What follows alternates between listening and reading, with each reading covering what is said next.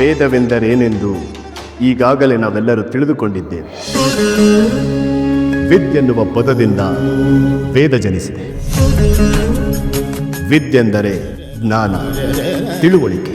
ವಿದ್ವತ್ತನ್ನು ನೀಡಿ ಬುದ್ಧಿವಂತರಾಗಿಸಿ ಸತ್ಯದ ಮಾರ್ಗದಲ್ಲಿ ನಡೆಯಲು ನಮ್ಮೆಲ್ಲರಿಗೂ ಪ್ರೇರಣೆ ನೀಡುವುದೇ ವೇದ. ಲೌಕಿಕ ಜೀವನದಲ್ಲಿ ನಮಗೆ ಸರಿಯಾದ ಮಾರ್ಗ ತೋರಿಸಿ ಆಧ್ಯಾತ್ಮಿಕ ಜೀವನದಲ್ಲೂ ನಮ್ಮ ಕೈ ಹಿಡಿದು ನಡೆಸುವ ದಾರಿದೀಪವೇ ವೇದಗಳು.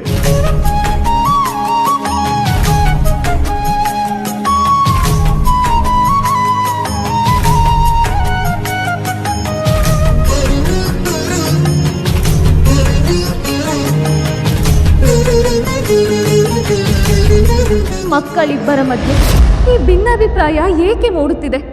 ಕುಮಾರನಲ್ಲೇಕೆ ಅಷ್ಟು ಕೋಪ, ಅಸಹನೆಗಳು ಕಾಣಿಸಿಕೊಳ್ಳುತ್ತಿವೆ? ಇದನ್ನು ಇಲ್ಲಿಯೇ ಸರಿಪಡಿಸಿಕೊಳ್ಳಬೇಕು. ಬೆಳೆಯಲು ಬಿಟ್ಟರೆ ಇನ್ನೆಲ್ಲಿಗೋ ಹೋಗಿ ತಲುಪಬಹುದು.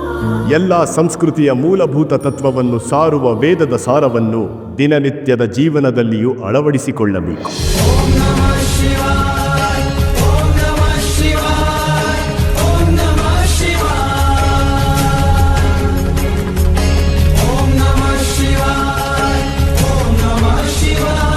ಪಾರ್ವತಿ,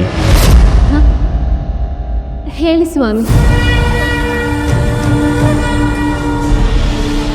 ವೇದಗಳೆಂದರೆ ಕೇವಲ ತಾಳೆಗರಿಯಲ್ಲಿ ಬರೆದಿಟ್ಟ ಓಲೆಗಳಲ್ಲ, ಆ ಓಲೆಗಳಲ್ಲಿರುವ ಅಕ್ಷರಗಳೂ ಅಲ್ಲ, ಆ ಅಕ್ಷರಗಳಿಗೆ ಇರುವ ಅರ್ಥವೇ ವೇದಗಳು.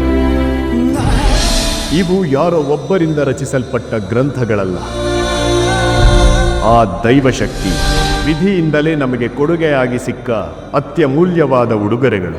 ಮಹೇಶಂ ಸುರೇಶಂ ಸುರಾರಾರ್ತಿನಾಶಂ ವಿಭುಂ ವಿಶ್ವನಾಥಂ ವಿಭೂತ್ಯಂಗಭೂಷಂ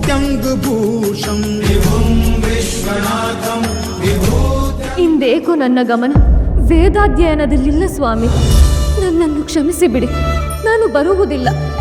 ನಿಮ್ಮ ಉಪದೇಶ ಕೇಳುವುದಿಲ್ಲವೆಂದರೆ ನಿಮಗೆ ಅಗೌರವ ತೋರಿಸಿದಂತೆ. ಹಾಗಾಗಿ ಅನ್ಯ ಮಾರ್ಗವಿಲ್ಲದೆ ಬಂದಿದ್ದೇನೆ.